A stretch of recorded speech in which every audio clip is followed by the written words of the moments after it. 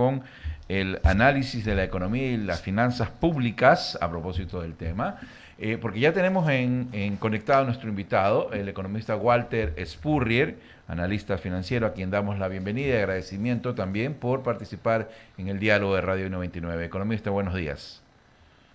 Muy buenos días, Daniel. Muy buenos días, Ramiro. Gracias. Ramiro, por favor. Yo, bueno. Diga usted llegó Muy bien, primero. gracias. Por puesta de mano nada más. Economista, una semana de la elección del nuevo presidente electo.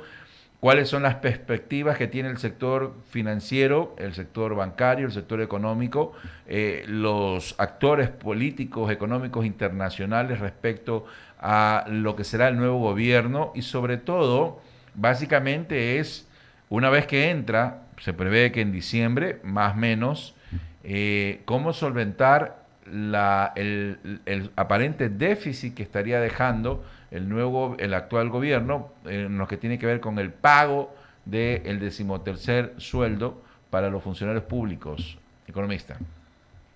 Bien, Daniel, referente al sector financiero, pienso que hay un suspiro de alivio de que no va a haber la emisión inorgánica de dólares que hubiera puesto en peligro, hubiera desestabilizado nuestro sistema monetario, hubiera puesto en peligro a la banca y a todos los depositantes en el sistema financiero. Uh -huh. Entonces, allí hay un alivio y, por supuesto, en el sector financiero, como en el resto del país, el punto es, acabas de señalar, cómo se va a manejar esta situación financiera. Muy complicado. Yo creo que Daniel Noboa debe ya estar en conversaciones con el Fondo Monetario porque si queremos una ayuda internacional, en primer lugar, los bancos privados no nos van a prestar dinero, el riesgo país es muy alto. Bajó por la elección de Daniel Noboa, pero no tanto, sigue estando muchísimo más alto de lo que estuvo en la elección de Guillermo Lasso. Y entonces tiene que haber un ayuda por el lado multilateral. El lado de la banca multilateral, normalmente para incrementar el apoyo a un país, buscan que haya un aval del Fondo Monetario, que el fondo lidere. Y el fondo creo que sí podría liberar dinero de determinados programas que existen para ayudar a Daniel Noboa en la medida que Noboa presente un plan para restaurar el equilibrio de las finanzas públicas. Situación compleja, muy compleja, por lo cual ya los ecuatorianos decidimos que tenía que destruirse las instalaciones petroleras del campo ITT, que es el Uh único -huh. que estaba aumentando la producción, sacrificar el desarrollo de ese campo y más bien poner dinero en la destrucción de la infraestructura, lo cual va a ser un golpe financiero durísimo, aparte del golpe para la economía, por lo que se venden todos, pierden todas esas ventas, y por lo tanto no es fácil el panorama que tiene Novoa. Eh, Lo ideal sería que proceda a una reducción del subsidio de los combustibles, o- pero habrá que ver si toma esa medida. ok, el panorama parece bastante complicado. ¿Qué es lo positivo que puede encontrar Daniel Noboa en las finanzas públicas? Bueno, ha habido una reducción de la deuda. Lo que el punto central de la tarea de Guillermo Lasso fue, por una parte, tratar de bajar la deuda externa y luego retirar parte de los dólares truchos que se emitieron en el correísmo, que está causando problemas al sector financiero y que causa dificultades a la economía, el hecho de que haya dólares que falsos en la economía emitidos por el gobierno de Rafael Correa. Entonces, en ese sentido, han habido importantes pasos para estabilizar las finanzas públicas. Lo que sucede es que con la reducción con la caída de la producción petrolera, con el bloqueo de la inversión privada que ha generado la Corte Constitucional, la economía tiene un ritmo de crecimiento muy débil, porque cuando un gobierno quiere reducir la deuda externa, significa que no mete plata en la economía, sino que la manda afuera a pagar a los acreedores. Y entonces lo que se requiere es que venga dinero de los privados.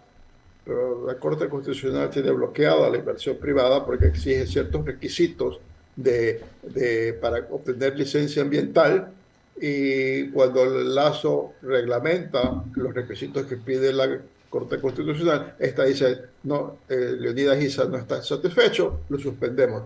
Entonces, no hay inversión privada y la economía no puede crecer por ese lado y tampoco por el lado del sector público, porque no tiene dinero para invertir el gobierno. Entonces, eso es algo que tiene que destapar de alguna vez, de alguna manera Novoa. Tiene que establecer mejores lazos con los otros poderes del Estado que lo han tenido maniatado al gobierno de Guillermo Lasso. Economista, voy a dar paso a mi compañero Ramiro Cepeda con más inquietudes. Gracias. Walter, ¿cómo vas? Buen día. Muy buen día, Ramiro, aquí respondiéndome del descanso, ya, y teniendo que romper ese descanso, comenzando con una entrevista con ustedes. Qué agradable, Walter, tenerte aquí en los micrófonos I-99. Mira, el sistema financiero está líquido. Lo que no hay es cómo colocar créditos en producción. En consumo hay lo que quieras por la emisión de tarjetas de crédito porque la gente necesita de ese tipo de recursos para financiarse en el día a día. Pero en la producción no está el crédito, ¿cómo te digo? No disponible, porque sí está, no está con interés de los inversionistas. Y esto ya es un tema de gobernabilidad más que de economía. ¿Cómo lograr que el sistema productivo del país, que el aparato productivo del país adquiera la confianza para seguir invirtiendo en un país en las vacunas, los secuestros, todo lo que ya sabemos que malo existe y que tienes que andar a más de preocupándote de los gastos generales, de sueldos, salarios, impuestos, seguridad social, tienes que incurrir en otros gastos como de seguridad personal, de cámaras, de guardias privados, etcétera, etcétera. ¿Cómo amalgamar este tipo de situación y decirle a un presidente de 35 años, no tengo nada con la edad, pero que probablemente no es el que tenga la mayor solidez del conocimiento en este tema de seguridad?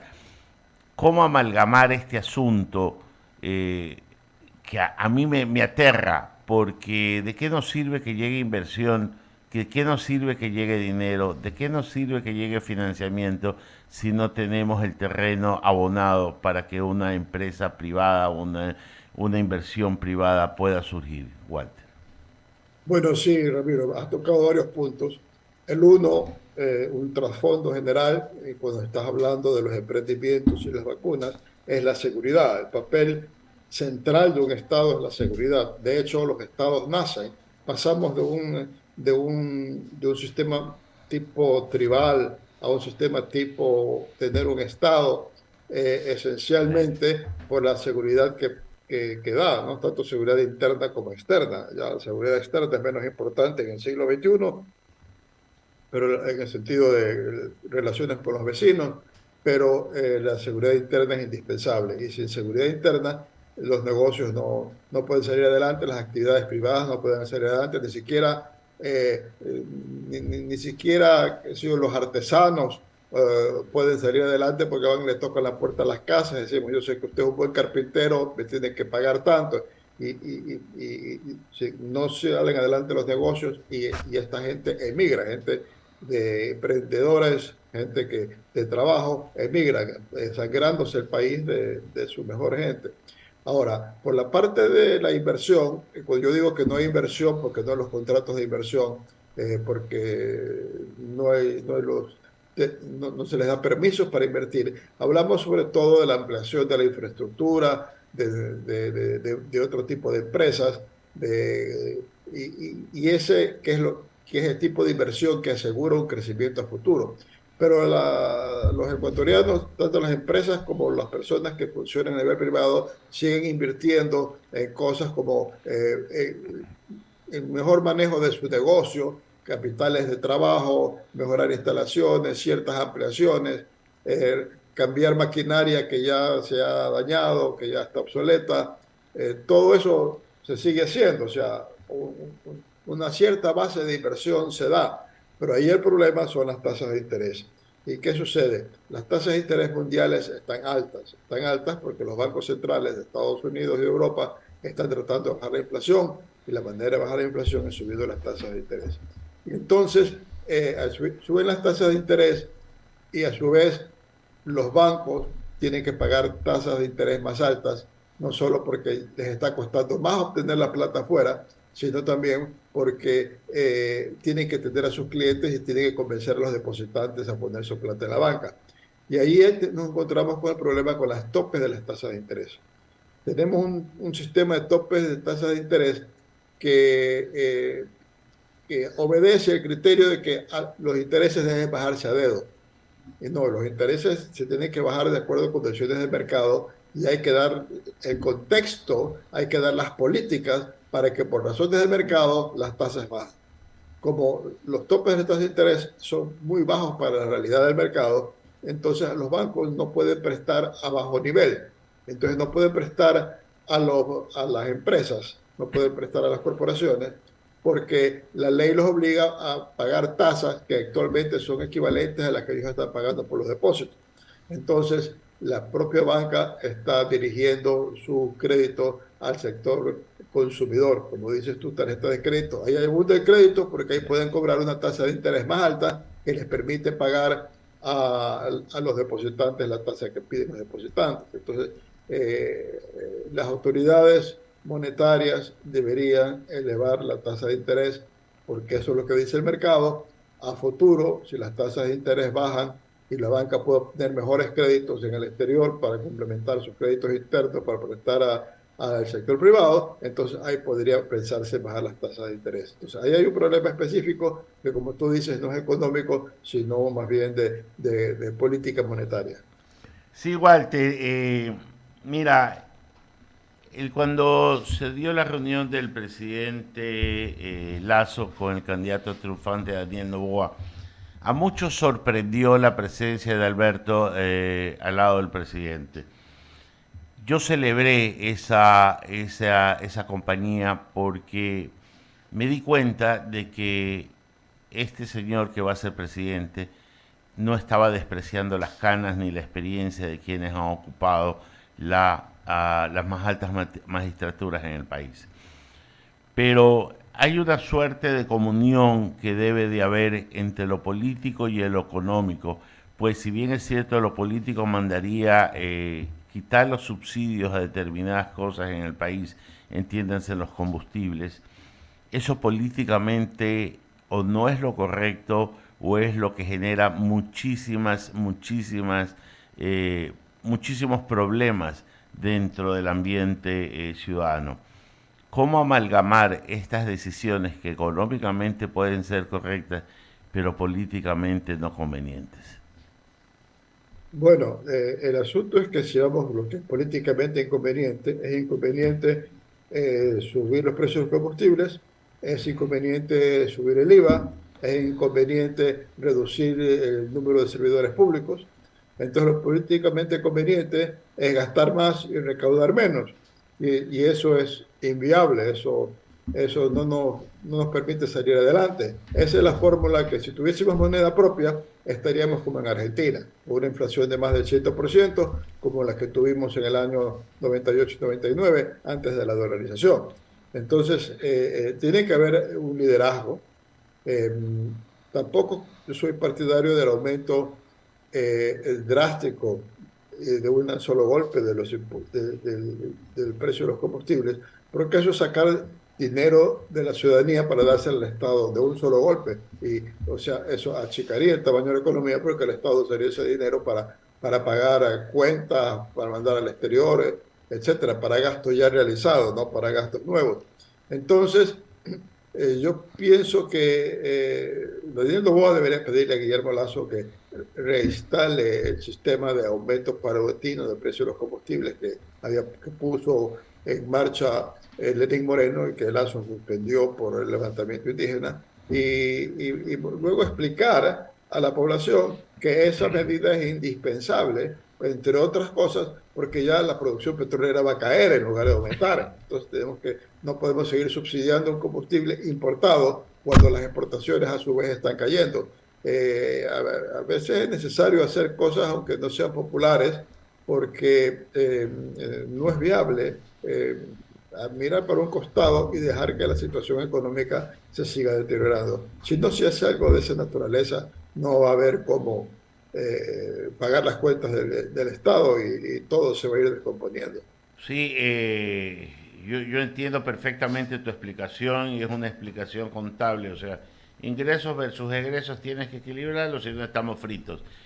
Pero, Walter, ahí salta también el tema de cómo me pides a mí, sector privado, un sacrificio de pago mayor del costo de la gasolina y el Estado no sacrifica nada. Debe haber una contraparte del Estado, una dosis de sacrificio en que nos diga el sacrificio nuestro va a ser este. Claro, ahí el problema, Ramiro, es que ahí sí se requiere cambio en las leyes, porque y hay que ver cuánto se puede cambiar en las leyes, porque nosotros tenemos tenemos la doctrina de que las conquistas laborales no se les puede dar marcha atrás. Y el sector público tiene conquistas laborables que le tornan imposible al Estado no solamente reducir el número de empleados públicos, sino que incluso tiene que aumentarles los sueldos todos los años. Entonces, el gasto público en rol de pagos aumenta permanentemente. Y este gobierno de Lazo, que subió con una visión muy libertaria, de decir hay que reducir el tamaño del Estado, no lo ha logrado hacer.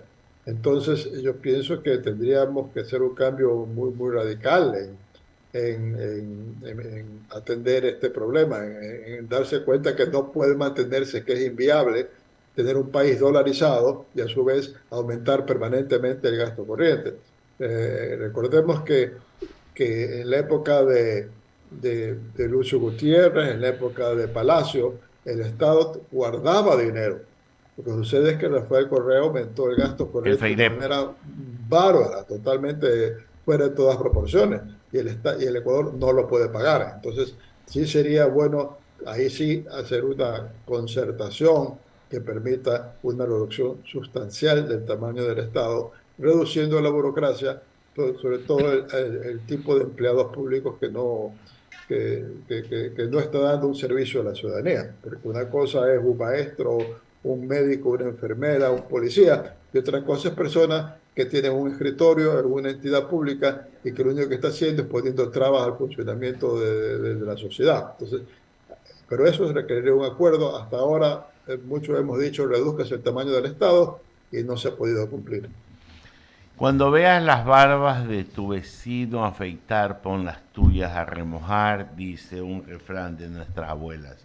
Sin ser tan vecinos, ayer se dio un resultado para mí inexplicable, en el sentido lógico en Argentina, puede tener su razón política.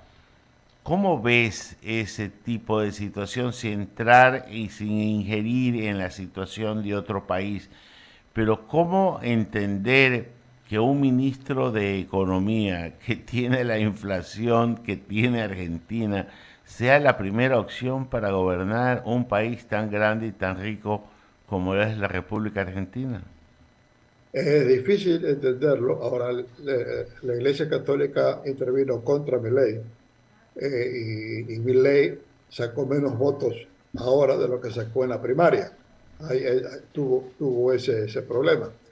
Eh, eh, Ahora para la segunda vuelta, la Argentina, ahí la duda está es cómo va a ser el centro, la gente que busca una política más racional en Argentina y que quedaron fuera de la segunda vuelta, cómo va a votar ese electorado. Si va a ir a mantener el peronismo al ministro que aumentó la inflación, porque más aumentó la inflación, pasó su campaña en repartir plata. Mi platita era el plan de gobierno de él y comenzó a repartir la platita no de él, sino la del resto de los argentinos.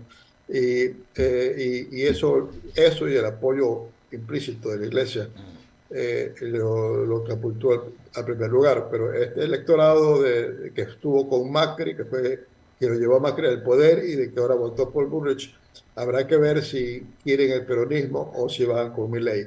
Milei, hay que reconocer, es una persona que deja también muchos interrogantes. Hay mucha gente de extrema en Milei, es una persona muy excéntrica. Y en ese sentido hay gente que teme de que no esté preparado él y su equipo para llegar a la presidencia. O sea, hay esas dudas. Pero vamos a ver entonces entre estas dos opciones. Yo pienso que en el fondo la mejor opción era Bullrich, pero entre estas dos opciones habrá que ver qué dice el pueblo argentino. Y bueno, la cuestión es, en las elecciones del 2021, Arauz prometió algo muy parecido a lo que hizo Milei, lo que hizo Massa. Decía, yo gano y voy a coger las reservas y las voy a repartir entre la gente que votó conmigo, $1.000 a cada uno, y el electorado le dio la espalda, lo que significa que nuestro electorado sí, aunque no pareciera que fuese así, demostró tener un poquito más de madurez que el argentino. Sí, terrible, pero bueno, esperemos qué sucede en noviembre en el balotaje allá en la República Argentina. Y solo volviendo acá al Ecuador, Walter, y lo que es su pericia, sin dar nombres, ¿cuál debería ser el perfil del próximo ministro de Economía? Bueno, yo pienso que debe ser alguien que tenga experiencia en el manejo de la cosa pública. Alguien que haya desempeñado algún cargo, siendo un exministro, un ex viceministro, o alguien que sepa cómo manejarlo, porque en un periodo tan corto de presidencia no se puede tomar un ministro que tenga que aprender. Una cosa es si uno tiene un gobierno para 4 años, no puede darse el lujo que una persona muy capacitada y nueva comience a darse cuenta en los primeros 6 meses cómo se manejan las cosas y de ahí los otros 3 años y medio de hacerlo bien. Ahora no hay tiempo para eso. Entonces, en ese sentido, no necesariamente Alberto Dajic dicho que no va a ser ministro, me parece lo correcto porque ha sido vicepresidente y también ha causado muchas resistencias. Hay quienes lo apoyan de manera entusiasta y con otros hay resistencia, pero sí una persona de mayor experiencia. Y digo lo mismo allí y al Ministerio de Gobierno, porque el Ministerio de Gobierno se requiere alguien que tenga muy buenos contactos, esté muy empapado con los distintos actores políticos y de esa manera poder ayudar a crear un poquito de gobernabilidad. Y la gente joven que lo apoya a Daniel Noboa sí podría ir a otros ministerios que no requieren relaciones tan conflictivas, como es por ejemplo el Ministerio de la Producción. Y luego también a puestos de viceministro o de otros puestos importantes de administración pública para prepararse para ser la nueva generación gobernante. Walter, agradecerte por habernos atendido después de estas vacaciones y tenerlo aquí siempre con su voz clara y su mensaje diáfano para poder ilustrar a nuestra audiencia. Que tengas un buen día, Walter. Muchas gracias, Ramiro. Gracias por esos conceptos. Sí, ha sido Walter Spurger comentándonos sobre cómo ve la economía del país.